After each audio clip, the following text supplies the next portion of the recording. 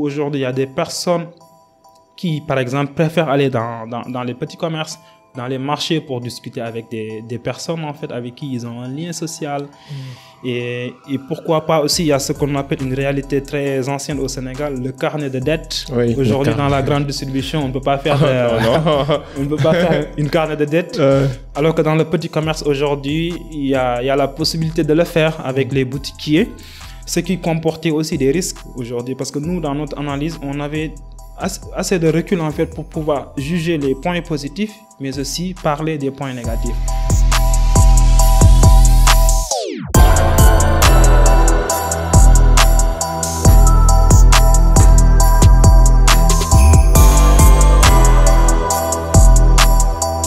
Salam Ziyar, bonsoir à tous et à toutes, c'est Habib Sall, bienvenue au Cercle d'Influence Podcast, votre cercle qui s'inspire à inspirer avant d'expirer. Aujourd'hui, nous recevons sur le plateau mon cher Malik Moup, qui est un doctorant, un consultant freelance et spécialisé dans la sécurité alimentaire, la grande distribution et la RSE. Bon, on va découvrir ce que c'est que RSE avec Malik. Malik, enchanté, bienvenue au cercle.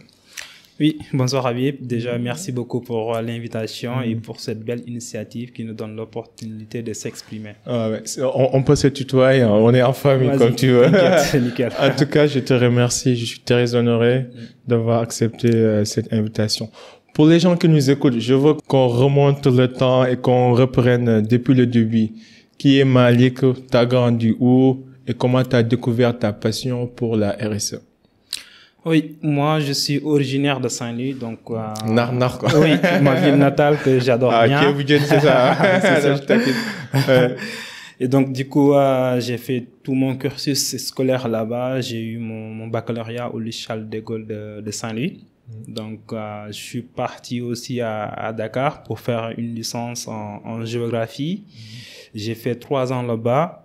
Et ça s'est très bien passé. Et après, vu que j'étais déjà parti en fait en France dans le cadre d'un partenariat entre Lille et la ville de Saint-Louis quand j'étais en classe de seconde. Ah super. Pour 2 semaines. Ouais, super. Où je travaille sur des questions de la biodiversité et du patrimoine de la région de Saint-Louis qui est toujours classée comme ville historique pour le Sénégal. Et donc, du coup, après la licence, je voulais retourner en fait en France pour faire des études beaucoup plus poussées. Donc, c'est pour cela qu'après ma licence, je suis allé à Paris pour faire un master en développement durable et un peu à la RSE. Et en plus de ça aussi, j'ai pu trouver un job étudiant. Ouais, comme tous. qu'on a tous découvert. Et il s'avère que le job étudiant que j'avais trouvé, c'était dans la grande distribution. Donc voilà, ma passion dans la grande distribution est venue de là, chez Lidl, où j'ai fait 3 ans. Donc j'étais très passionné par tout ce qui est fruits et légumes. Donc on le voit aujourd'hui sur ma plateforme, sur tout ce que j'ai fait. Donc l'agriculture, ça m'intéressait. Et par là, en fait, une fois finalisé mon master sur le développement durable et la RSE, j'ai pu faire en fait une dernière année en master sur la grande distribution. Et ça m'a permis en fait de comprendre aujourd'hui tout ce qui est enjeu lié à l'alimentation dans les pays en développement. Donc voilà, une fois que j'ai fait ce master, j'avais décidé de le faire au Sénégal. Et ce qui était paradoxal, c'est que j'ai toujours voulu en fait faire toutes mes études à Dakar. Donc tous mes masters, les stages de mémoire, je les fais au Sénégal. Donc, je venais régulièrement. J'investissais en fait mes moyens propres pour pouvoir faire mes terrains. Et ça m'a permis en fait aujourd'hui de pouvoir mettre en place quelque chose au service des consommateurs au Sénégal et des acteurs du commerce. Donc, le master que j'ai fait sur la grande distribution, je l'ai fait sur la cohabitation entre les grandes surfaces et les commerces de proximité. Ok. Donc, parce que c'était une période où il y avait beaucoup de manifestations, il y avait beaucoup de tensions et moi, je voulais en fait découvrir le secteur et donner en fait de mieux le comprendre pour pouvoir aussi partager en fait ces connaissances au grand public parce que c'était un sujet en fait qui était devenu en fait un levier de contestation. Il y avait des manifestations très, très intenses à Dakar. Ouais. Et voilà, en fait, une fois le master fini, je voulais aller plus. Donc, raison pour laquelle je me suis inscrit en doctorat à l'école doctorale de géographie de Paris. Et voilà, je fais partie aussi d'un laboratoire de recherche qui s'appelle Médiation, Sciences des lieux et des liens. Donc, depuis fin 2019. Et là, je suis à ma dernière année de thèse qui porte sur le développement des grandes surfaces, les nouvelles habitudes de consommation au Sénégal et tout ce qui est politique RSE dans le domaine de la grande distribution. Donc, super. Voilà. Mais c'est très important. Je veux revenir sur le point entre la proximité ou bien la cohabitation entre les grandes surfaces et les commerces de proximité. Est-ce possible? Par quel levier? Et comment les deux peuvent cohabiter d'après votre analyse? Oui, c'est vrai que pendant longtemps, en fait, on a considéré que la grande distribution allait tuer, en fait, le petit commerce. Et ça, c'était pas, en fait, une conception qui était fausse. Parce que c'est des réalités, en fait, qui ont été vécues dans d'autres pays. Mais moi, ce que je voulais montrer, en fait, à travers cette étude, c'est de dire qu'au Sénégal, on a des réalités socioculturelles qui fait que le consommateur a un lien très fort avec, la femme qui est au marché, soit c'est une personne de la même famille. Donc, ce lien de proximité faisait qu'aujourd'hui, en fait, la disparition du petit commerce dans le secteur de la distribution au Sénégal, pour moi, j'y croyais pas. Donc, avant de me lancer dans la recherche, j'y croyais pas. J'y pensais plutôt qu'aujourd'hui, le consommateur devait avoir cette possibilité d'avoir la liberté d'acheter soit dans la grande distribution ou aller dans un commerce de proximité. Et la notion de cohabitation et de complémentarité a son sens, en fait, dans cet environnement où aujourd'hui il y a des personnes qui, par exemple, préfèrent aller dans les petits commerces, dans les marchés pour discuter avec des personnes, en fait, avec qui ils ont un lien social. Et pourquoi pas aussi, il y a ce qu'on appelle une réalité très ancienne au Sénégal, le carnet de dettes. Oui, aujourd'hui, dans la grande distribution, on ne peut pas faire on ne peut pas faire une carnet de dettes. Alors que dans le petit commerce aujourd'hui, il y a la possibilité de le faire avec les boutiquiers, ce qui comportait aussi des risques aujourd'hui, parce que nous, dans notre analyse, on avait assez de recul, en fait, pour pouvoir juger les points positifs, mais aussi parler des points négatifs. Le carnet de dette a aidé beaucoup de chefs de ménage, parce qu'aujourd'hui, il y a des parents qui reçoivent tardivement le salaire et tout. Ils ont la possibilité de pouvoir s'approvisionner et de payer la fin du mois ou le mois suivant. Et le risque, c'est que ça a coûté un peu cher aussi à certains parents, parce qu'il y avait des boutiquiers, en fait, qui en profitaient pour abuser sur les prix. Donc, ce qui faisait que le consommateur avait cette situation de dépendance, en fait, qui devenait, en fait, une fragilité pour lui. Alors qu'aujourd'hui, la grande distribution ne remet pas en cause, en fait, cette pratique qui continue toujours d'exister, mais la grande distribution, pour moi, offre en fait une autre notion que l'on ne trouve pas trop dans le secteur du commerce au Sénégal, dans le petit commerce de manière générale. C'est cette notion de confort, de sécurité, de pouvoir faire ses courses en famille, de pouvoir se balader sur des rayons et découvrir, en fait, des produits qui nous viennent de d'autres territoires. Et ça, c'était quelque chose de nouveau, et sachant qu'aujourd'hui, la grande distribution permettait, en fait, de pouvoir valoriser certains produits qu'on a dans nos territoires. Je dis pas qu'en fait, aujourd'hui, c'est la réalité que l'on voit au Sénégal, mais dans ma conception que la grande distribution peut être un levier de développement durable pour nos territoires, j'étais parti sur cette philosophie, qu'aujourd'hui, la grande distribution doit être un levier qui va promouvoir le consommé local, qui va promouvoir aujourd'hui les savoir-faire des femmes qui sont dans nos campagnes, les agriculteurs, les agricultrices, les jeunes entrepreneurs et tout. C'est vrai qu'aujourd'hui au Sénégal, on le voit, mais on n'est pas trop dedans, en fait, ça ne reflète pas, en fait, l'idéal. C'est vrai que c'est un concept qui est très difficile à atteindre. Et les grandes surfaces font des efforts, mais je pense qu'il y a beaucoup de choses à faire au niveau de nos producteurs locaux aussi, de pouvoir mieux valoriser leurs produits et tout. Je pense qu'on partage les mêmes avis, et surtout au niveau du pouvoir d'achat. Je pense que c'est comme quand on était à l'université, ou à l'époque où tu avais 200, tu pouvais aller faire tes études à l'université, tu prends ton car rapide ou ton nyaganyay. Maintenant, tu as trouvé du boulot, tu vas prendre un taxi ou un tata. Ensuite, tu vas trouver un véhicule, tu vas prendre ton carburant. Genre, il y a plusieurs choix pour tout le monde. Il y a de l'espace pour tout le monde. Et je pense que c'est cette même, c'est cet même exemple qu'on retrouve aussi dans les modes de consommation. Chacun avec son pouvoir d'achat. Maintenant, celui qui a la capacité de conduire son véhicule, de prendre un taxi et d'aller à Auchan acheter et puis mettre dans son véhicule et puis aller à la maison, oui, ils peuvent se le permettre. Mais ce que je ne tolère pas, ou bien ce que je trouve un peu désolant, c'est que quand tu démarres avec un boutiquier de ton quartier et que avant, quand tu avais des problèmes financiers, ils te mettaient dans le carnet de dettes, tu venais prendre ton kilo de riz, tu venais prendre ton lait en poudre et puis tout en coup, t'as trouvé un bon boulot, la vie est belle et puis tu l'as oublié, chaque matin, tu le laisses là, tu vas aller à Auchan, tu t'occupes plus de lui.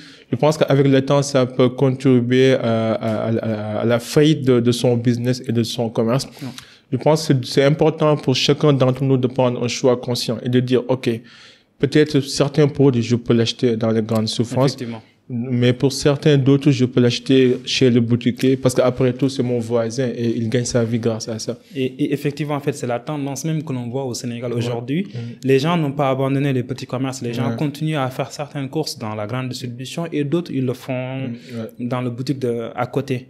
Parce que il faut le dire aussi, tout le monde n'a pas cette philosophie, cette vocation de prendre la voiture pour faire des kilomètres, en fait, pour faire ses courses. Alors qu'à côté de chez toi, vous avez, en fait, une boutique ou bien le marché à côté où vous pouvez faire vos courses. Donc, c'est pour cela qu'en fait, il y avait cette confrontation, en fait, idéologique qui avait un peu faussé le débat, en fait, parce que pendant les périodes de manifestation et tout, les motifs, en fait, étaient tellement variés. Il y avait la question politique, il y avait les questions idéologiques liées au passé colonial du Sénégal. Un ensemble de facteurs qui rendaient très difficile, en fait, la lecture, en fait, de cet événement qui a, on le sait, en mars 2021, qui s'est traduit par des émeutes et tout. Et ça, en fait, je dis que c'est très dommage. Et moi, c'est ce que je dis à chaque fois. Aujourd'hui, il faut qu'on arrive à mettre le consommateur devant, de lui donner cette liberté de pouvoir, de choisir, en fait. La grande distribution a beaucoup d'avantages parce qu'ils ont les moyens, ils ont les capacités d'acheter beaucoup et de faire des promotions. Par exemple, des soldes ou casser les prix en deux. Ça, les petits boutiquiers, ils n'ont pas le pouvoir de le faire. Et pour cela, en fait, je pense que au niveau du ministère du Commerce et de la Consommation aussi, ils ont cette responsabilité de pouvoir régulariser du moins le secteur de la grande distribution. Et d'ailleurs même, parce que nous, dans notre philosophie, on pense que la grande distribution, c'est uniquement Auchan, Carrefour et tout. Mais c'est plus large que ça. Aujourd'hui, il y a EDK, il y a Supeco, il y a Pidou, il y a même des entreprises nationales aujourd'hui qui commencent à émerger, comme Eliga. Récemment, à Kaolack, ils ont inauguré, en fait, le plus grand hypermarché aujourd'hui au Sénégal. Et ça appartient à des jeunes Sénégalais. Même à Touba, il y a Saint-Champ aussi. Oui, à Touba aussi, il y a Saint-Champ. Et tout cela, je me dis que c'était parce qu'il y avait Auchan, en fait, que les gens ont commencé à prendre conscience qu'aujourd'hui, l'alimentation ou la distribution de manière générale a une place très importante. Et aujourd'hui, c'est un levier qui peut créer de la valeur ajoutée pour nos terroirs agricoles, mais aussi qui peut être aussi un réservoir d'emploi pour la jeunesse. Parce qu'aujourd'hui, il faut le dire, dans nos villes, le problème majeur qu'on a, c'est le chômage des jeunes. Et à travers la grande distribution, la diversité des métiers qu'on a, les personnes peuvent apprendre beaucoup de choses. Et ce qui est dommage, c'est ce que l'on ne voit pas beaucoup au Sénégal, c'est que les étudiants, je pense que ils peuvent profiter mieux de ce secteur. Aujourd'hui, les entreprises qui sont dans ce domaine doivent favoriser ce qu'on appelle les jobs étudiants. Parce que pour moi, aujourd'hui, pour limiter le chômage, il faut que les gens, en apprenant, commencent à développer une passion par rapport à une activité donnée. Et la grande distribution aujourd'hui, c'est un secteurs qui peuvent leur offrir cette opportunité. Non, je suis parfaitement d'accord. C'est pour ça que je crois au free market. Je pense que c'est pas à l'État de déterminer nos modes de consommation, mais c'est au consommateur de voir qu'est-ce qui l'arrange. Parce que après tout, hein, c'est pour ça que je crois pas au système de domination, les hiérarchies de pouvoir. Je crois à la compétence, en fait, que le marché fera en sorte que celui qui a le meilleur prix et le meilleur produit et qui est bien placé, positionné, c'est normal qu'il soit devant tout le monde, en fait. C'est une question de free market. On cherche tous de la facilité. Après, il y a des gens qui consomment de manière éthique et morale et qui mettent en avant certains principes éthiques. Mais ça, c'est rare. Après tout, un bon prix est un bon prix, quoi. C'est difficile de voir quelqu'un qui a les moyens ou bien qui souffre de choisir un produit bio, en fait, parce que ça coûte 4 fois plus. Lui, il veut juste survivre. Donc, c'est important de laisser aux consommateurs. Moi, je suis ni pour ni contre Auchan, mais je suis pour que les Sénégalais puissent avoir tout ce qu'ils veulent à des bons prix et avec des produits de bonne qualité contrôlés et inspectés par l'État. Et c'est vrai qu'aujourd'hui, le contexte actuel pousse même en fait à se tendre vers cette dimension qui donne la liberté aux consommateurs de pouvoir décider par eux-mêmes. Parce qu'aujourd'hui, l'État a du mal en fait à contrôler les prix. Et d'ailleurs même, ce qui est très difficile pour un pays où le secteur informel domine énormément. Mais ce qui est important, c'est qu'aujourd'hui, c'est vrai que la grande distribution a ce pouvoir de faire du marketing. Et on a tous appris qu'aujourd'hui, il y a ce qu'on appelle des publicités qui sont mensongères et que le consommateur aussi peut tomber dans ce piège. Et c'est pour cela que c'est très important qu'on puisse avoir cette prise de conscience au niveau des consommateurs. Le rôle d'une ministère de commerce ou de consommation, ce n'est pas uniquement de fixer des prix, mais je pense que la sensibilisation des consommateurs sur leurs pratiques d'achat. Mais ça, c'est le rôle de l'association des consommateurs, je pense, qui fait pas grand-chose, mais bon, c'est ça son rôle. C'est vrai qu'on a une diversité d'associations de consommateurs. Moi, je le respecte beaucoup pour ce qu'ils font. Je le respecte beaucoup parce que ce sont des personnes qui ont duré aussi dans ces pays. Moi, je pense que depuis que je suis gamin, c'est les mêmes personnes que je vois dans les associations de consommateurs. Et c'est pas pour critiquer, en fait. Moi, dans ma philosophie, je suis quelqu'un qui est très libre. Moi, je dis toujours ce que je pense. C'est pas parce que quelqu'un est mon ami ou on a des contacts que j'essaie en fait de minimiser mes paroles et tout. Je pense que quand on est une personne qui prend la parole au niveau du grand public, on doit être transparent et objectif. Moi, je pense qu'au Sénégal, les associations de consommateurs ont failli à leur mission. C'est sûr. Je suis d'accord aussi. Là, les consommateurs sont livrés à eux-mêmes. Et c'est ce qui n'est pas normal. Et c'est ce que l'on voit aujourd'hui dans les réseaux sociaux. Vous avez des gens qui créent leur propre page pour défendre les consommateurs. Et je pense que c'est ça la solution. Moi, la solution, je crois pas aux personnes, en fait, qui sont dans les associations de consommateurs, qui ont des noms et qui ne sont pas trop accessibles, en fait, pour le Sénégalais lambda. Moi, je pense que les réseaux sociaux aujourd'hui ont ce pouvoir parce que les entreprises aussi sauvegardent leurs images. Et je dis que le consommateur a le pouvoir. Et c'est pour cela que chez nous, on dit toujours que chez nous, le consommateur est le patron. Ça, c'est une réalité qui existe dans beaucoup de pays. Au Sénégal, on a du mal à prendre conscience de cette réalité. Mais après, aussi, les Sénégalais, ils sont pas super exigeants. Par exemple, si vous allez en France et que vous commandez de la bouffe, et si ça retarde, en fait, tu vois, les gens, ils vont quitter chercher ailleurs. Ils ont aucun problème à être méfiants avec toi si tu respectes pas le client. Ils ont, en fait, aucune prétention à accepter certaines choses, quoi. Du genre, je te donne mon argent, tu me sers, sinon je me cache, je cherche ailleurs. Mais ici au Sénégal, je suis allé à un restaurant où, je sais pas, ils avaient un incendie dans la cuisine. Et ils nous ont laissé attendre pendant 2 heures de temps. Et personne n'a réclamé. Personne. Pour dire qu'on est super passif sur ce point, en fait. On est tellement habitué à être exploité, à être dans des situations difficiles qu'on accepte volontairement d'être dans les situations difficiles. C'est vrai que c'est le concept, ça me fait penser au concept de masla, en fait. On le retrouve partout. Et je pense pas qu'aujourd'hui, être exigeant, souvent quand tu le fais, on te dit que parce que tu as grandi en Europe, tu as fait en Europe et tout. Je pense qu'on est tous des humains et qu'aujourd'hui, on a besoin d'avoir des services de qualité, on a besoin d'être dans un environnement de qualité parce qu'on paye nos impôts. On a des personnes qui nous gouvernent, en fait, qui ont cette obligation de pouvoir nous mettre dans les bonnes conditions. Et je pense que le consommateur n'est jamais marié à une entreprise ou à un fournisseur. Aujourd'hui, vous êtes une entreprise, il y a la demande est diversifiée, l'offre aussi est diversifiée. Vous devez être en mesure de satisfaire en fait les besoins de votre clientèle. Et c'est pour cela que je dis qu'aujourd'hui, le manque d'informations qu'on a chez les consommateurs, ça limite leur liberté de choisir. Aujourd'hui, il y a des gens qui connaissent pas, il y a d'autres supermarchés qui existent, qui n'ont pas cette prise de conscience qu'il y a d'autres alternatives aujourd'hui pour faire des achats et tout. Et c'est ça, en fait, qui bloque un peu les gens dans leur liberté ou dans leur prise de décision. Mais est-ce que ça ne revient pas au pouvoir d'achat? Le fait que, peut-être parce qu'on a un pouvoir d'achat faible, qu'on ne cherche pas à avoir de la meilleure qualité. On cherche juste à avoir le juste prix, peu importe la qualité. Oui, ça c'est vrai. C'est vrai que c'est une lecture très ancienne qu'on a l'habitude de tenir, en fait, en disant que quand on est pauvre, on se limite. J'ai pas utilisé le mot pauvre, mais c'est pas grave. Je t'inquiète. C'est pas la notion pauvre, mais quand on n'a pas de ressources importantes, Souvent, on a tendance à dire que c'est les riches qui doivent manger bio, qui doivent avoir en fait une certaine en fait exigence. Mais moi, franchement, en fait, c'est une lecture que je trouve très discriminatoire en fait pour beaucoup de gens qui le tiennent dans la place publique.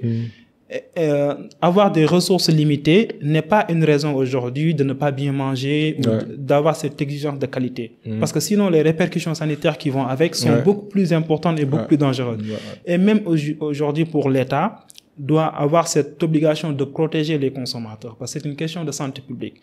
Donc, ce qui fait qu'aujourd'hui, avoir cette diversité, avoir la diversité aussi de l'information, ça permet aux gens de pouvoir de juger, de pouvoir faire des choix. Maintenant, aujourd'hui, l'avantage, on le dit, les grandes surfaces, ils ont cette possibilité de faire des promotions, de casser des prix. Et que les consommateurs aussi peuvent t'adapter par rapport à cette nouvelle réalité. Et on le voit aussi, même, on est dans une période de Coupe du Monde, Black Friday, et même aujourd'hui, les entrepreneurs, ils font du Black Friday. Alors qu'avant, c'était uniquement une pratique que les grands groupes faisaient. Après aussi, le e-commerce aussi, ça a libéralisé, en fait, les modes de consommation. Oui, c'est vrai que j'en avais parlé la dernière fois à la RTS, en étant un peu critique par rapport au e-commerce. Moi, je pense que le e-commerce, c'est quelque chose qui est très important et très avantageux. Maintenant, il faut que les consommateurs puissent avoir le temps de s'adapter et de comprendre certaines exigences et que les entreprises qui sont dans le e-commerce puissent aussi satisfaire le clientèle dans l'après-service, dans la transparence aussi de l'information. Et je pense que par rapport à nos réalités socio-culturelles, beaucoup de gens, aujourd'hui, ils préfèrent avoir le contact avec le produit, le voir, toucher, discuter avec la personne qui vend le produit pour lui poser certaines questions directes. Donc, ce qui fait que les gens, il y a une classe aujourd'hui qui fait ses courses régulièrement dans le e-commerce en ligne. Et qu'à Dakar, on a une réalité aussi qui fait que le e-commerce est une solution, est une alternative qui vous coûte moins cher et qui va vous coûter moins de temps. Parce qu'aujourd'hui, acheter un produit, se déplacer pour aller à Pikine, le récupérer, vous allez perdre combien de temps avec les embouteillages. Et Dakar, aujourd'hui, connaissant le contexte actuel, on déconstruit tout pour construire. Pour reconstruire. Donc, c'est pas facile pour le consommateur. Je trouve que c'est une solution très intéressante et qui est une alternative aussi pour les consommateurs, sachant que pendant le Covid-19, on s'est rendu compte que c'était une alternative qui s'est très développée et qu'il y a de grands groupes aujourd'hui qui commencent à s'y mettre. Même les grandes surfaces aujourd'hui proposent Auchan, par exemple, propose une vente en ligne. Oui, c'est ce qu'on appelle de livraison. C'est ça, c'est ce qu'on appelle le drive en fait dans le langage. Ça aussi, c'est des aspects qui se développent. Au Sénégal, on a cette chance en fait.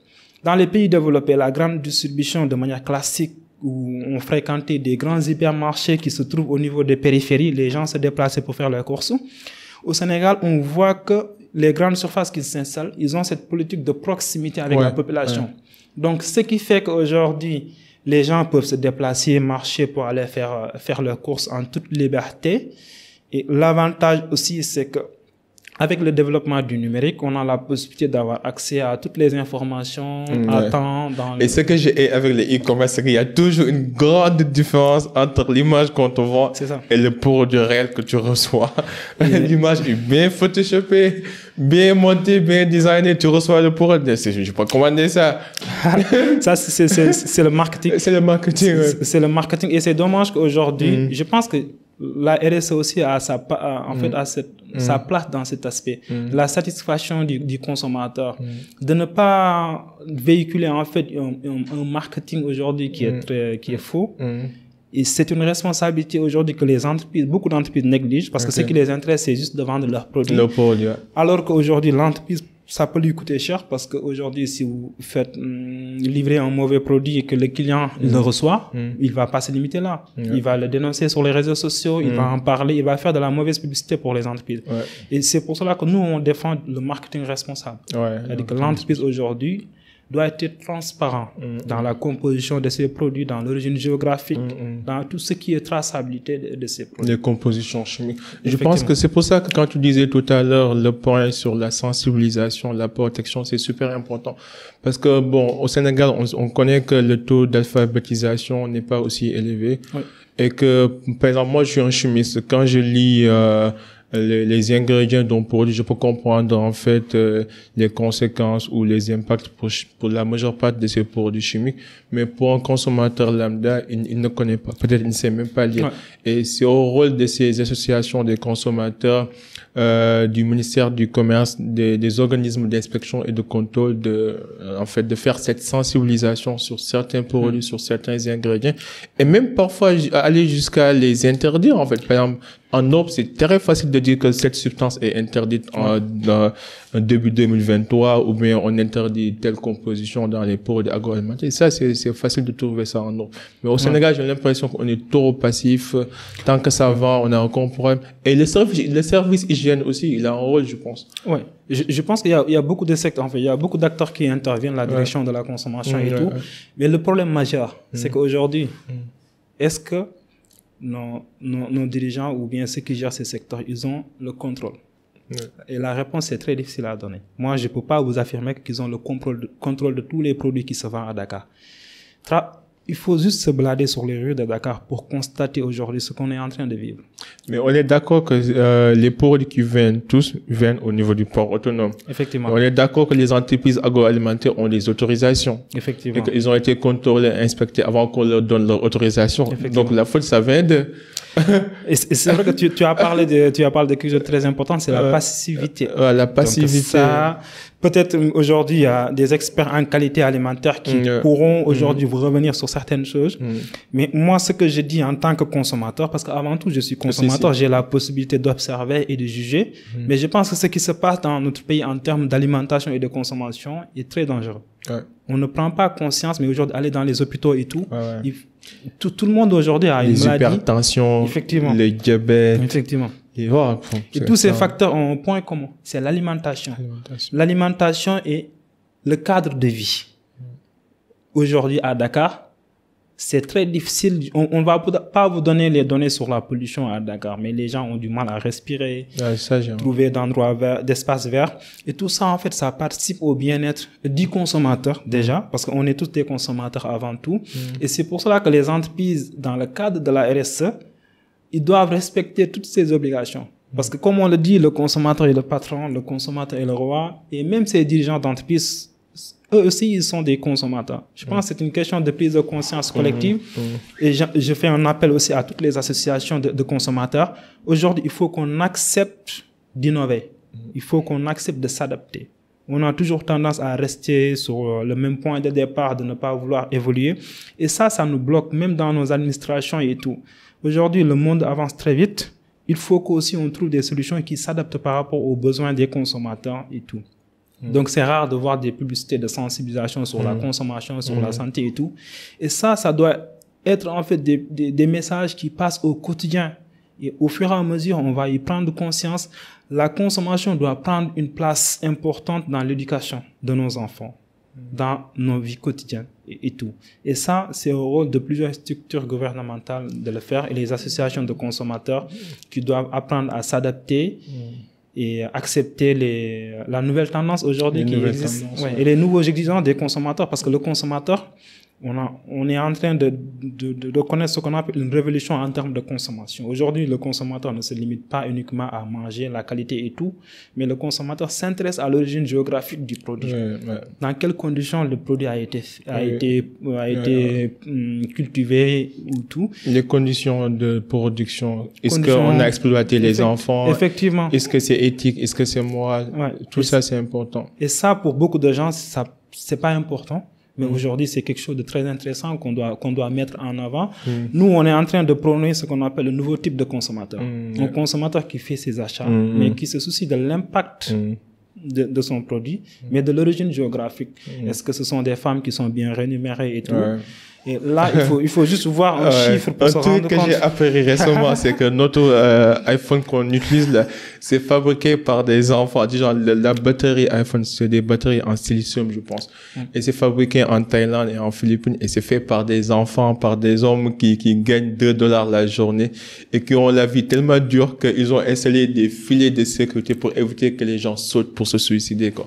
Extraordinaire. Et pourtant, les gens sont là à dire, moi, je suis environnementaliste, je suis éthiquement responsable, alors que ton iPhone que tu utilises là, la seule raison pour laquelle tu peux l'acheter à, par exemple, 500 000 ou 800 000, c'est parce qu'on a réduit les prix des ingrédients et la main d'œuvre que ça coûte derrière. Parce que si on l'avait fabriqué en Europe, ça aurait coûté 4 fois ou 5 fois plus. Raison pour laquelle ils ont installé les unités de production, que ce soit en Asie ou en Afrique ou à Congo, et ainsi de suite. Pour dire que c'est difficile, en fait. Parfois, on peut se déclarer être responsable éthiquement, on peut se déclarer être environnementalement conscient, mais en réalité, il y a beaucoup de choses qui rentrent en jeu que chacun est d'une part coupable, quoi.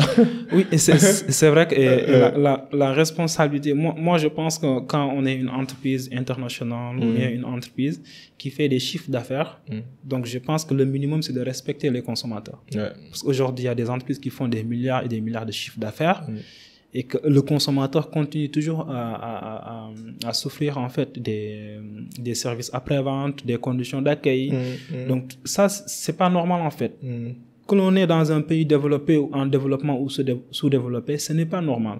En fait, pendant longtemps, on nous a fait croire qu'aujourd'hui, ce qui est bien, ce sont les gens qui sont riches, qui doivent l'avoir, ils doivent réclamer certaines exigences et tout. Mais ça, c'est une idéologie qui est très fausse. Aujourd'hui, qu'on est pauvre ou qu'on est riche, on doit avoir cette exigence en fait en termes de qualité, en termes de traçabilité, parce que c'est une question d'éthique, mais il y a beaucoup de produits aujourd'hui qui sont fabriqués, qui rentrent dans nos pays. On ne se pose pas la question, est-ce que ce sont des enfants qui sont exploités, qui le font? Est-ce que ce sont des femmes qui sont dans de bonnes conditions? Les Européens commencent à se poser ces questions. Donc, il ne faut pas que nous, on rate le train. Il faut qu'on commence à s'y intéresser maintenant. Je suis d'accord. Est-ce que tu peux développer la notion de RSE? Parce que moi, je comprends, mais pour les gens qui nous écoutent, est-ce que tu peux décrire c'est quoi la RSE?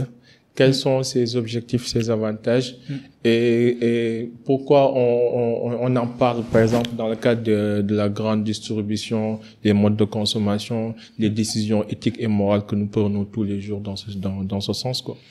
Oui, c'est vrai que la RSE, responsabilité sociétale des entreprises. Oui, c'est ça, c'est la responsabilité. Les gens vont nous regarder comme si c'est quoi RSE.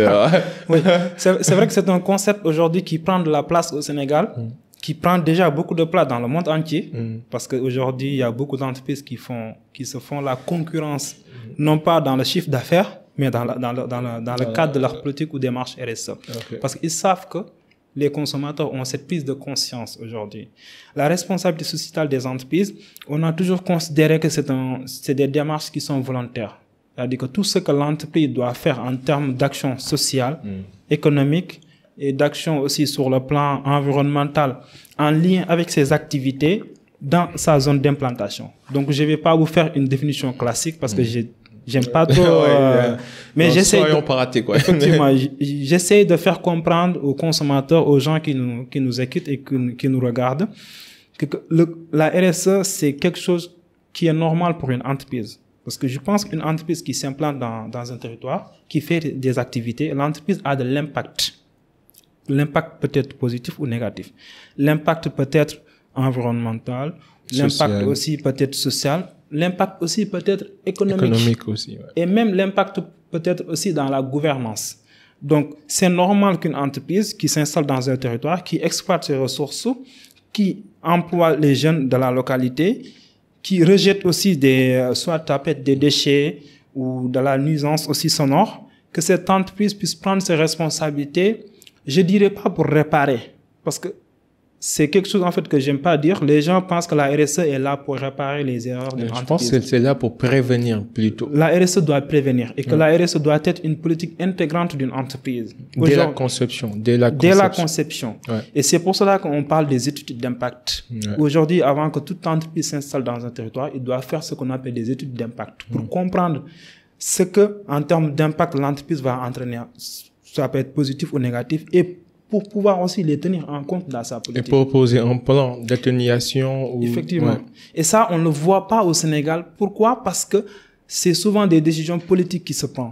Alors que les personnes qui vont souffrir de ces décisions, c'est la population. Et c'est pour cela qu'aujourd'hui, les entreprises qui mettent en place une politique RSE doivent tenir en compte ce qu'on appelle les populations locales, les besoins, que ça peut être des associations de femmes, des associations de jeunes, des personnes qui sont en situation de handicap. Donc, l'entreprise doit tenir en compte de ça et de ne pas uniquement se soucier de la rentabilité économique de son projet. Et c'est vrai que la rentabilité économique est très importante, mais je pense que la vie humaine, le respect des droits humains aussi doit aller de pair avec la rentabilité économique. Donc aujourd'hui, on en parle beaucoup dans la place publique. Les entreprises sénégalaises commencent à s'y mettre.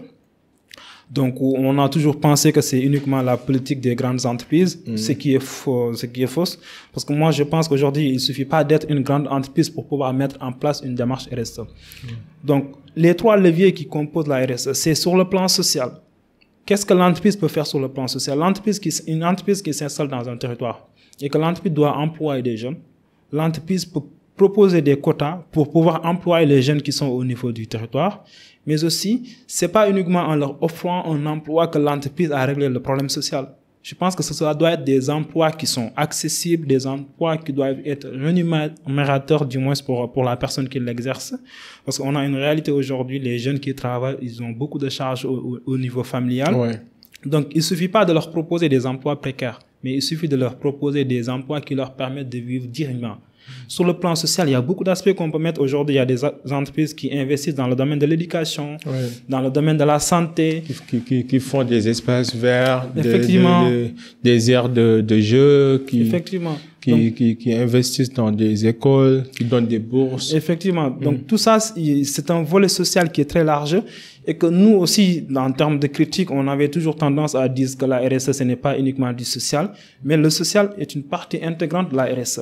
Maintenant, tout dépend de la démarche.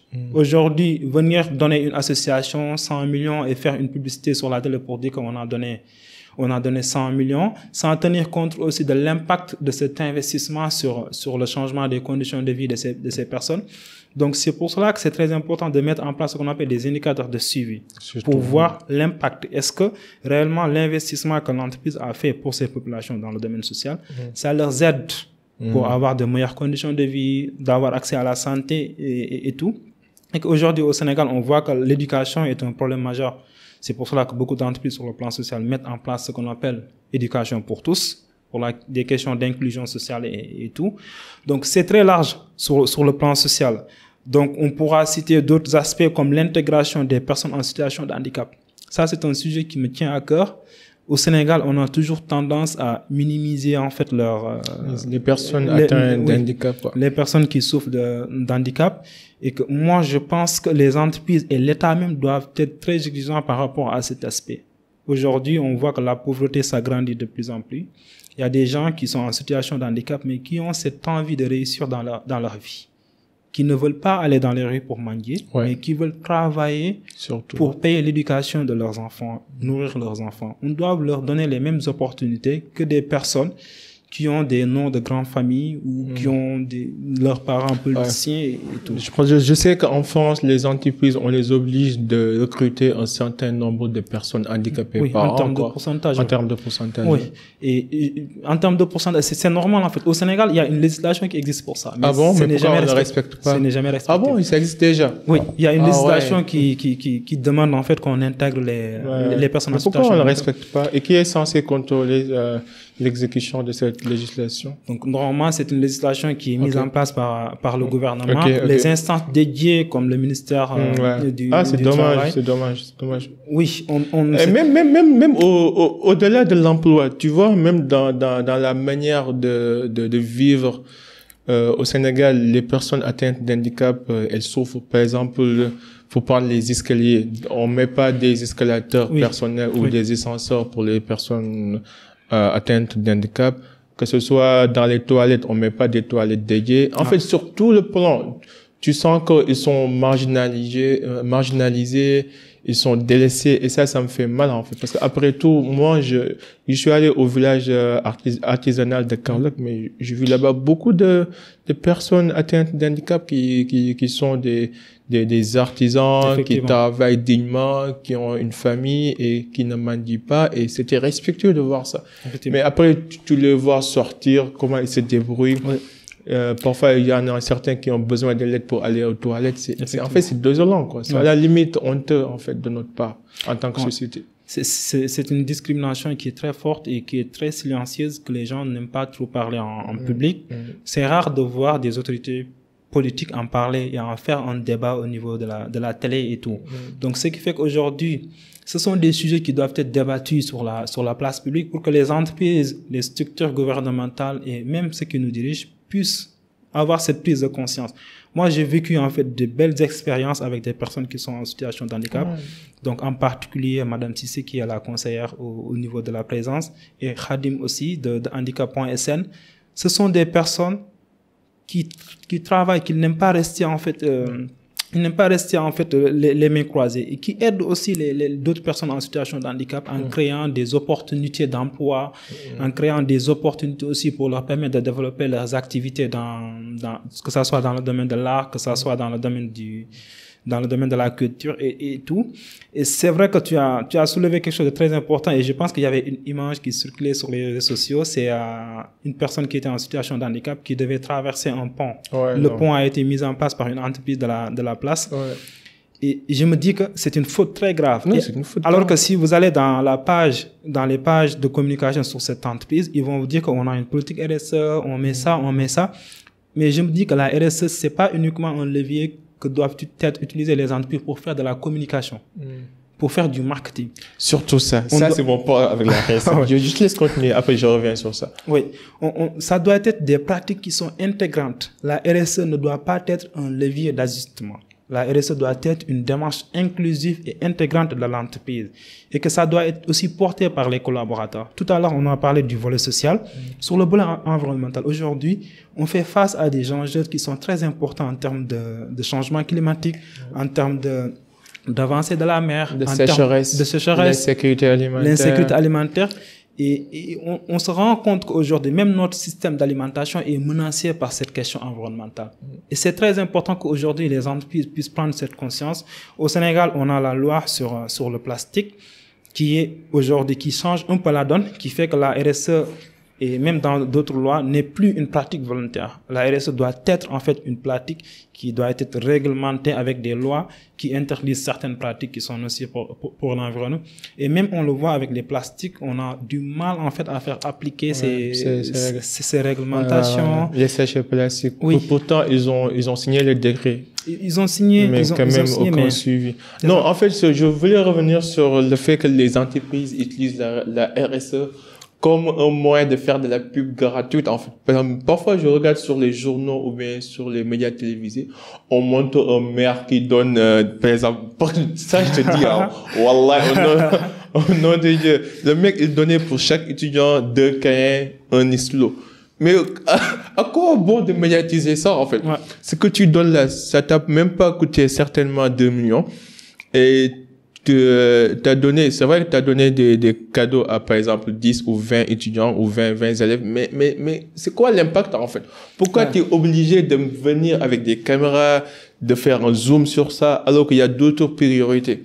Et c'est ça mon problème avec la politique RSE. Au Sénégal, bon, ce que j'ai vu, c'est que c'est comme un politicien. Un politicien va vouloir construire un pont visible que tout le monde va voir, que de faire des tunnels, que de faire un système de vidange ou que de construire des égouts d'assainissement parce que c'est souterrain, on le voit pas et les gens préfèrent voir en fait le travail accompli. Donc, comment au Sénégal, on peut changer cette mentalité et prendre des décisions, pas sur le plan commercial, mais sur le plan éthique et moral. Je le fais parce que ça doit être fait. Je le fais pour la génération future. Par exemple, si tu vas à Sococim ou à Ciment du Sahel, on voit comment les personnes, le voisinage en fait souffre par cette pollution, que ce soit les poussières, que ce soit en fait la saleté, que ce soit les produits chimiques que ces populations inhalent à longueur de journée et qui peuvent causer en fait des maladies respiratoires. Et on voit les conséquences. On voit chaque 3 mois des manifestations sur les médias, mais rien n'est fait en fait parce que tout simplement, j'imagine qu'il y a des gens qui gagnent derrière et qu'on a oublié l'aspect humain. Maintenant, on se focalise focalise sur l'aspect capitaliste des choses, ce qui est dommage. Donc, comment on peut faire ce switch en tant que Sénégalais, mais surtout en tant que des êtres humains? Parce qu'après tout, l'humain doit être au centre de tout, quoi. Ouais. Et je pense que tu as soulevé une question centrale, en fait, dans la RSE. Mais juste pour terminer le dernier volet, j'ai parlé de volet social, volet environnemental. Je dois parler de volet économique. Aujourd'hui, la RSE est un levier qui peut permettre à l'entreprise de pouvoir rentabiliser certaines pratiques. Aujourd'hui, il y a de nouvelles technologies qui se développent. Au lieu d'investir beaucoup d'argent sur des pratiques qui ont de l'impact environnemental très important, l'entreprise peut trouver des alternatives aujourd'hui en termes de consommation d'énergie. L'entreprise peut faire des investissements économiques sur le long terme qui va changer en fait sa consommation en utilisant les solaires ou en utilisant d'autres technologies propres. Et ça, c'est des investissements économiques que l'entreprise peut faire. Mais les résultats vont se voir sur le long terme. Donc, c'est la question de l'efficience économique au niveau des entreprises. L'optimisation énergétique aussi. L'économie circulaire, le fait qu'on recycle. C'est ça. Tout ça, c'est des volets qui ont un lien avec l'économie, mais qui vont permettre à l'entreprise d'avoir cette durabilité. Aujourd'hui, même dans la formation, gestion des ressources humaines, l'entreprise peut trouver de nouvelles pratiques qui sont, aujourd'hui, il y a l'e-learning qui se développe. Il y a d'autres pratiques aujourd'hui que les entreprises peuvent mettre en place sur le plan économique, qui va leur permettre d'avoir plus d'efficacité et de mieux cibler ce qu'on appelle les investissements et de le mettre sur des projets d'avenir. Mais aussi, la dimension économique, ça doit être aussi bénéficié au niveau des collaborateurs internes qui travaillent dans les entreprises. Le Sénégal fait partie des rares pays où les salaires ne bougent pas. Malgré la crise économique qu'on traverse et qu'on sent tous les jours. Et les prix qui flambent aussi. Les gens souffrent en silence. Aujourd'hui, moi, je vois beaucoup de gens qui disent que les Sénégalais n'aiment pas travailler, les gens n'aiment pas travailler.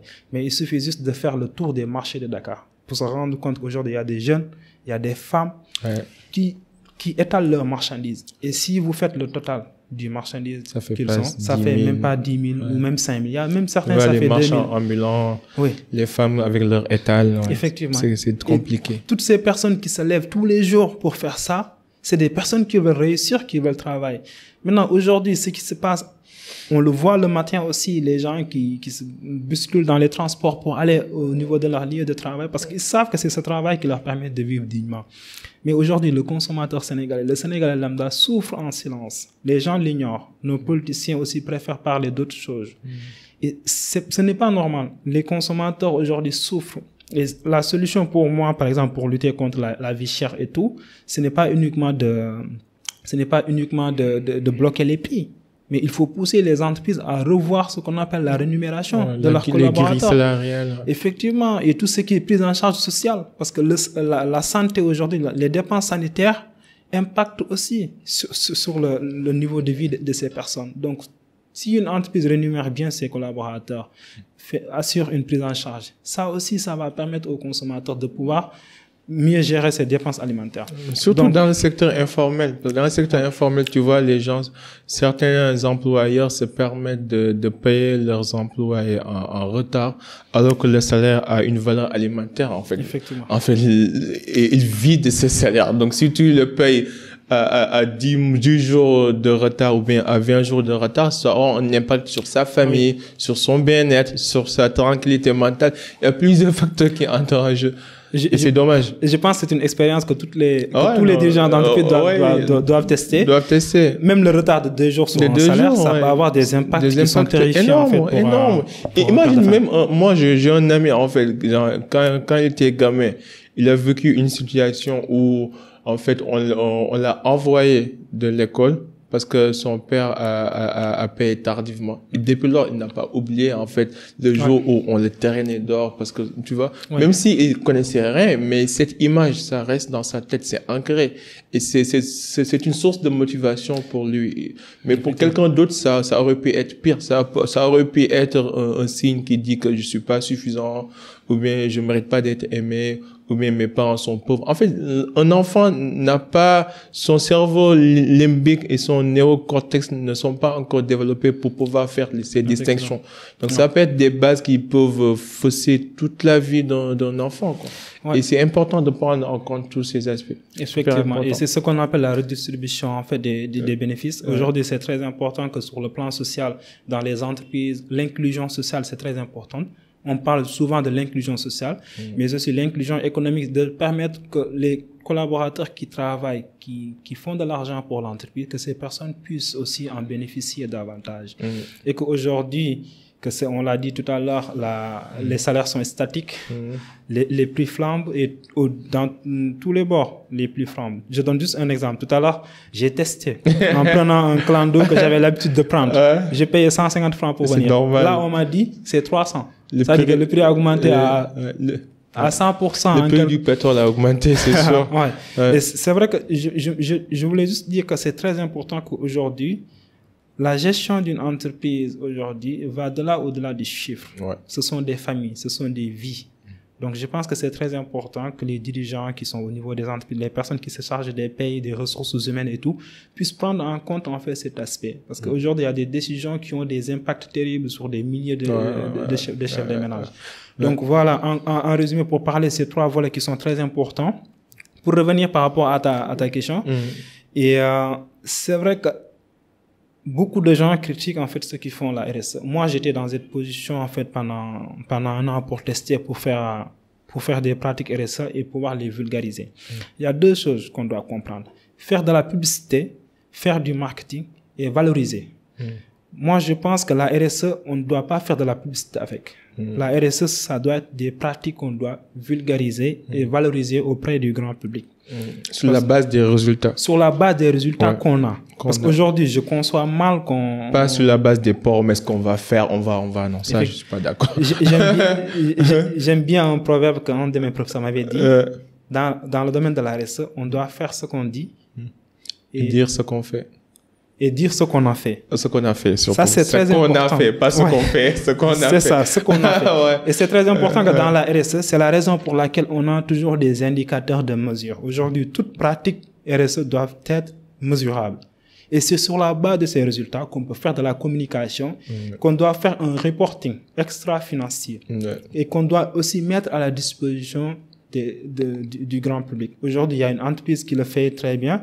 À chaque année, ils partagent le rapport extra-financier de leur démarche RSE.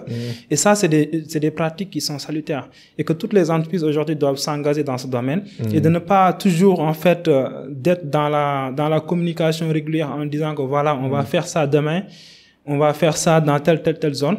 Et je pense que ce n'est pas une partie, on peut comprendre certaines entreprises qui le font parce que la RSE, c'est un savoir-faire. Aujourd'hui, faire de la RSE, gérer un projet RSE, c'est du savoir-faire. Donc, c'est pour cela qu'aujourd'hui, c'est très important que les entreprises puissent laisser la place aux experts, aux gens qui sont compétents à faire des pratiques RSE. Et ça doit être aussi un appel très important pour la jeunesse aujourd'hui sénégalaise de s'orienter dans ces études. La RSE va devenir un grand réservoir d'emploi pour beaucoup de jeunes. Aujourd'hui, les gens l'ignorent. Parce que ce n'est pas inclus dans beaucoup de formations publiques. Souvent, c'est payant, c'est un peu cher, c'est ce qui crée de l'exclusion. Moi, le conseil que je donne à beaucoup de jeunes, c'est de ne pas être bloqué par ces pratiques. Aujourd'hui, on peut apprendre, il y a des formations en ligne qu'on peut faire. Il y a des activités aujourd'hui qu'on peut assister et ça vous permet en fait de vous forger. Moi, l'expérience que j'ai dans le domaine de la RSE, ce n'est pas ce que j'ai appris en classe, mais c'est ce que j'ai vécu. Pareil pour moi. J'ai vu que la RSE est super connectée avec les objectifs du développement durable, avec le réchauffement climatique, avec les générations futures, comment on pourrait améliorer les choses. En fait, c'est un domaine qui va avec le développement durable, ça c'est sûr. Ça c'est vrai, et c'est pour ça que moi je n'aime même pas parler de la RSE, je parle RSE et développement durable. C'est ça. Parce que dans mon langage, à chaque fois, je dis RSE et développement durable, parce que c'est vrai que la RSE c'est un concept qui est très ancien, qui avait ses méthodes de fonctionnement avec l'ISO 26000, qui l'encadre aussi et d'autres ISO. Mais je pense qu'avec l'avènement de la mise en place des 17 objectifs de développement durable, ça donne une orientation en fait par rapport aux démarches RSE. Et aussi, pour moi, ça règle aussi quelque part le problème social qu'on avait en disant que voilà, ça c'est du social, de la RSE et tout. J'essayais à chaque fois une activité que je faisais, je vais dire, est-ce que ça, je vais dire que c'est une politique RSE ou bien c'est une Mais politique qu'on a fait dans le cadre du développement. Sur quels critères tu te basais pour faire la distinction entre les deux? On ne peut pas les séparer parce que souvent les résultats sociaux qu'on a, on peut le valoriser comme étant une pratique RSE en mettant en place d'abord des indicateurs de suivi, mais de ne pas créer ce qu'on appelle des résultats. C'est ce qui est dommage en fait aujourd'hui qu'on publie des résultats qui ne sont pas adaptés par rapport à la réalité. Moi, je le faisais en fonction des objectifs. Dans chaque objectif de développement durable, vous avez des cibles. Et dans ces cibles aussi, il y a des objectifs à atteindre par les pays qui sont signataires. Ouais, c'est ça. Donc, dans le domaine de l'éducation, c'est facile aujourd'hui quand on fait une pratique RSE, on lit avec l'objectif 4 qui est en lien avec l'éducation. Maintenant, tous ces résultats peuvent être valorisés en termes de pratique RSE en lien avec le... Non, moi, je suis un grand fan de la RSE, mais seulement quand c'est une gestion axée sur les résultats. Par exemple, parfois, imagine, je lis un article sur l'optimisation énergétique. Mais tu vas pas me dire que on a installé je sais pas moi, des matériels d'optimisation, on a installé des panneaux solaires sur le toit de l'immeuble, on a fait ceci, cela, et ne pas me dire quel est le coût que vous avez gagné derrière, en fait. Imagine si votre bilan énergétique était, par exemple, à 100 millions l'année. Si tu me dis, j'ai fait une politique RSE d'optimisation énergétique et j'ai réduit ce bilan à 50 millions, et là, j'ai gagné 50 millions, là, je suis en fait satisfait. Au moins, les résultats sont là, vous avez gagné économiquement et en même temps, vous avez contribué sur votre optimisation énergétique. Mais quand vous dites je vais, et puis 1 an, 2 ans après, on voit aucun résultat, on est toujours, en fait, c'est comme c'est des coûts de non-qualité, en fait, qui mènent nulle part. Oui, et on se pose toujours la question, pourquoi toutes les entreprises aujourd'hui se lancent dans ce volet? Parce que la RSE aujourd'hui, c'est un levier qui peut vous permettre à l'entreprise de fidéliser ses clients. Vous savez qu'aujourd'hui, au Sénégal, il y a des jeunes qui s'engagent dans une entreprise parce que l'entreprise a une vraie démarche RSE. Il y a des consommateurs qui sont fidèles par rapport à une entreprise parce que l'entreprise a une vraie démarche RSE.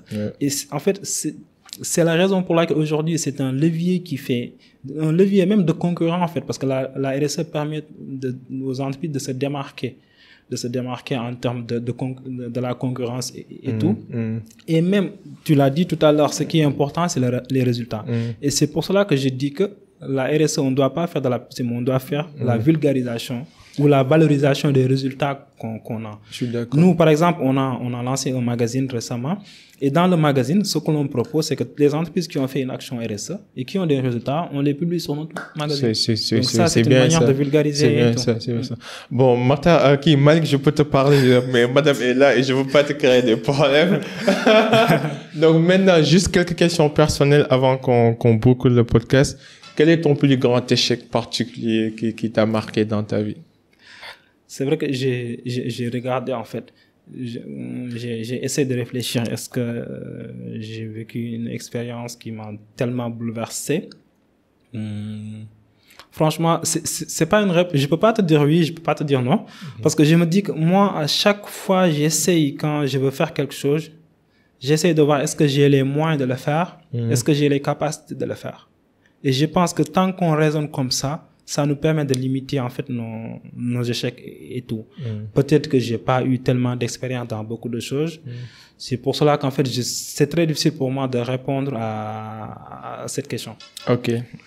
Si je dois la poser autrement, je dirais, est-ce que t'as une insécurité particulière que tu essaies de combattre, par exemple, actuellement? Une peur, une insécurité? Oui, ça c'est aujourd'hui même la raison de la mise en place de tout ce que j'ai fait comme activité de sensibilisation et de vulgarisation. Moi, j'ai peur qu'au Sénégal, les gens dans le débat public, ne se posent plus les questions ou des sujets qui concernent la majorité de la population. Aujourd'hui, on préfère parler sur des sujets qui n'ont aucune utilité. Agissa. Effectivement. C'est genre de conneries, ouais. Voilà. Tu as pris un exemple qui est très illustrant du moins. Les gens ne veulent pas aborder ce sujet, mais je pense qu'aujourd'hui, quand on est un chercheur ou quand on est quelqu'un de libre, on doit parler de manière libre, de ne pas avoir des arrière-pensées. Moi, je pense que ce qui se passe, c'est injuste, en fait. Le fait que des histoires personnelles puissent bloquer un pays, puissent même avoir des répercussions en termes de vies humaines. Ouais, c'est... En fait, je pense que c'est une absurdité, en fait, c'est une injustice aussi, parce qu'il y a beaucoup de gens aujourd'hui qui veulent aller travailler, qui veulent se sentir en paix, qui veut entendre autre chose que ces histoires. C'est pour ça que j'ai jamais invité un politicien ici. Je pense pas. Je pense que tout le monde doit, en fait, c'est pas une discrimination, mais je pense que les politiciens nous ont fait autant de mal. Aujourd'hui, il faut qu'on accepte de respecter les Sénégalais. En même temps, moi, imagine si j'ai invité un politicien et qu'il dit des conneries. Je vais pas faire semblant. Je sais pas faire semblant. Je vais te dire, mon gars, là, non. Ce que tu dis là, ça tient pas là-haut, quoi. Effectivement. Et c'est vrai que tu as parfaitement raison, mais je pense que le pays a besoin d'autre chose que du problème d'Adji Sarr. On a besoin du sérieux. On n'a pas besoin qu'on nous divertisse. Aujourd'hui, le pays a des problèmes qui sont beaucoup plus sérieux, qui touchent des milliers de personnes. Aujourd'hui, aller dans le milieu rural, il y a des gens qui n'arrivent pas à manger à leur faim. Aller dans les hôpitaux aujourd'hui, il y a des femmes enceintes qui souffrent parce qu'on leur met dans des charrettes pour aller accoucher, alors qu'on paie beaucoup de temps, beaucoup d'énergie, beaucoup d'argent pour parler des choses. Je te jure.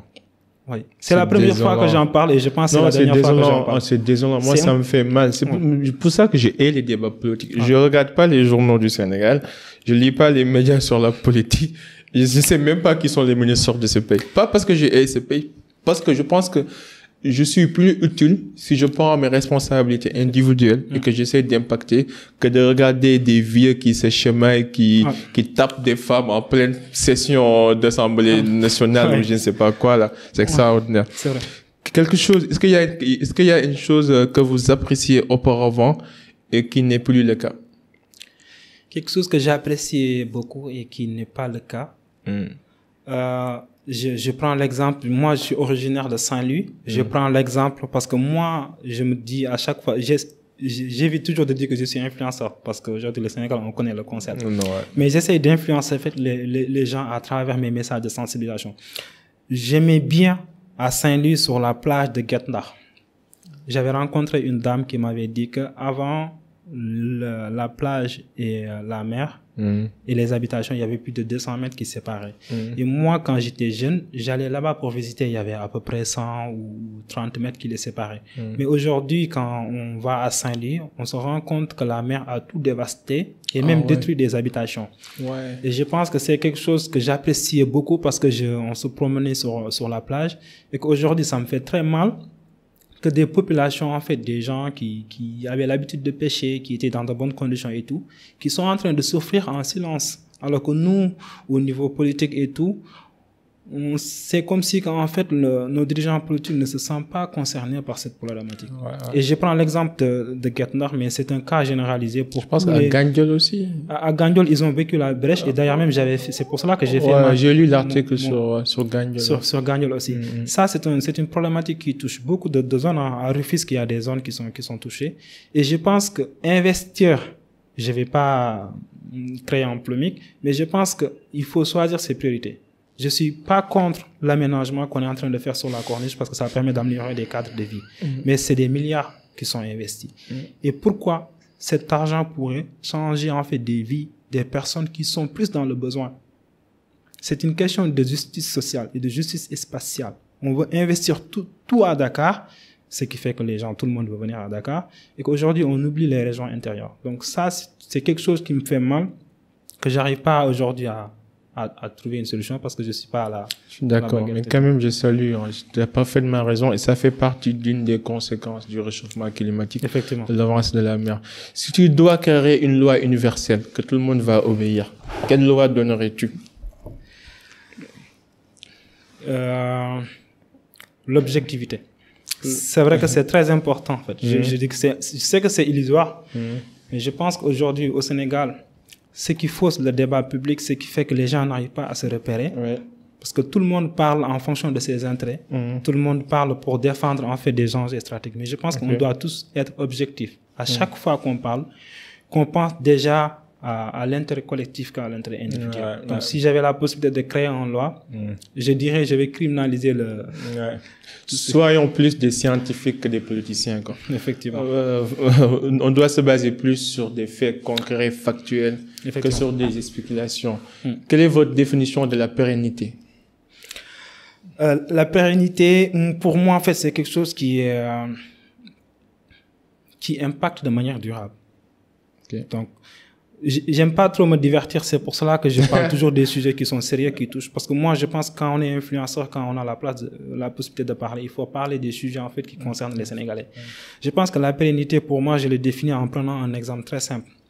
Aujourd'hui, au lieu de passer tout mon temps à donner des demi-baguettes à des personnes qui sont en situation de handicap en leur disant que je vous donne une enveloppe de 100 000 francs et tout, moi, je préfère, pour impacter pérennement sur leurs conditions de vie et leur permettre aussi, ces personnes, d'aider d'autres personnes, je préfère leur donner un financement qui va leur permettre d'avoir cette autonomie en termes de créativité et d'exprimer tout ce qu'ils ont en termes de savoir-faire. Ça, c'est de la plénitude. Parce que non seulement vous allez aider cette personne qui est en situation de handicap à se sentir plus utile, mais aussi, ça va inciter d'autres personnes qui sont dans cette même situation à emprunter la même voie. Et même au niveau de sa famille, ça va impacter.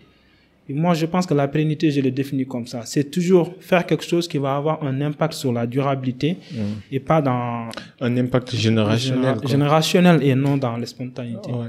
Et quelle est votre définition de la réussite? La réussite, c'est vrai qu'au Sénégal, on pense que c'est avoir deux femmes, avoir une maison, avoir un véhicule. Ça, c'est trop basique. C'est vrai que... Quand j'ai dit deux femmes, t'as vu comment madame a réagi? Non, si je parle pas par rapport à lui, je parle de manière générale. C'est vrai que c'est très dommage, en fait. C'est très dommage que dans ce pays, tout se résume en termes de biens. Moi, la réussite, je le définis ainsi. Moi, je pense que quelqu'un qui a réussi, c'est quelqu'un qui est respecté par sa génération dans son quartier. C'est quelque chose qui est respecté aujourd'hui quand il parle. C'est quelqu'un qui est respecté, pas parce qu'il vous donne de l'argent, mais qui vous donne des conseils, qui vous oriente aujourd'hui, qui a impacté de manière positive sur ta vie.